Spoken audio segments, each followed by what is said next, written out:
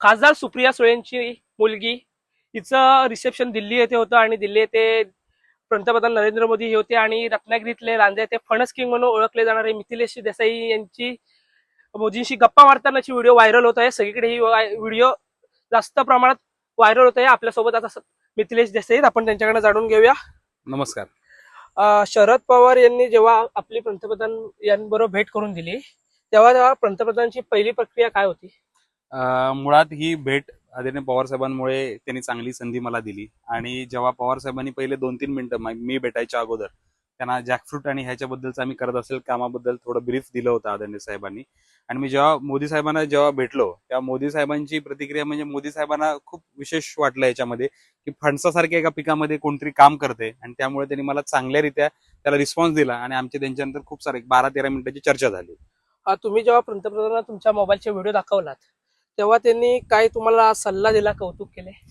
मुळात मी मोबाईलवरती व्हिडिओ असं त्यांना काही दाखवत नव्हतं। मी जी त्यांच्यासाठी जी बॅग घेऊन गेलो होतो जी फणसाच्या सालीपासून आणि वेस्टपासून बनली होती तर त्याच्यामध्ये ट्रेसचा वापर केला होता। जेव्हा तो मोबाईल टॅप केला तर त्याच्यावरती फणसाचं आदरणीय पंतप्रधान महोदयांचं त्याच्यावरती नाव आणि सगळ्या जॅकफ्रूटची हिस्ट्री आणि जॅकफ्रूटचं सगळं त्याच्यामध्ये आलं होतं आणि ते मी त्यांना त्याच्या माध्यमातून दाखवत होतो। केंद्र सरकारच्या धोरणाविषयी आपण पंतप्रधान मोदींशी संवाद साधला।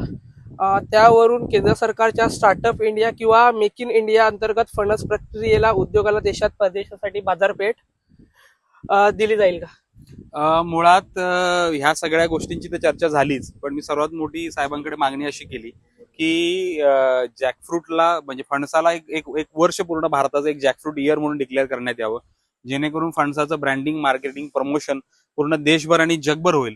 आणि स्टार्टअप इंडिया आणि मेक इन इंडिया, तर मेक इन इंडिया मला तर फणस हा भारतातलाच आहे त्यामुळे मेक इन इंडियाच आपण ऑलरेडी करत होतो या फळाच्या माध्यमातून, पण स्टार्टअप इंडियाच्या माध्यमातून ह्याच्या इनोव्हेशन लाईन नवीन नवीन मुला मुलींना जे ऍग्रिकल्चर कॉलेज ग्रॅज्युएट्स आहेत त्या लोकांना चांगल्या पद्धतीने ह्याच्यामध्ये संधी मिळू शकेल।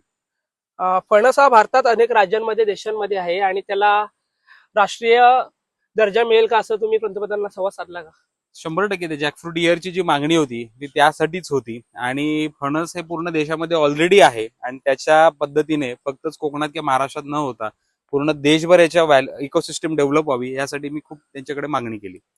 फालसा आणि आंतरराष्ट्रीय निर्यात, ग्लोबल एक्सपोर्ट, आपण फालसा फळावरील प्रयोग आणि जर्मनी, मॉरिशस या आंतरराष्ट्रीय मूल्यवर्धनात व्हॅल्यू एडिशन ऐकताना त्यांची दृष्टिकोन कसा होता? नक्कीच, जेव्हा मी जॅकफ्रूटची पूर्ण स्टोरी आणि गेले 10-12 वर्षापासून आपण जे काम करत आहोत त्याबद्दल जेव्हा सांगितलं, त्या फणसाची पानं जी जर्मनीला एक्सपोर्ट केली, फणसाची झाडं परदेशात पहिल्यांदा भारतातून एक्सपोर्ट केली मॉरिशियसला, त्याबद्दल माहिती देण्यात आली।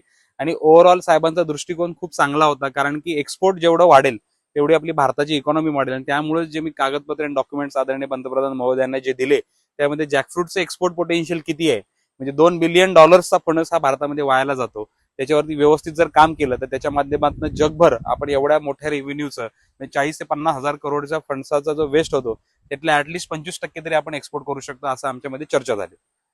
तुम्ही युपीएससी क्रिएट केलं म्हणताय आणि त्यामध्ये तुम्हाला ह्या क्षेत्रात येण्याची चालना कोणाकडून मिळाली?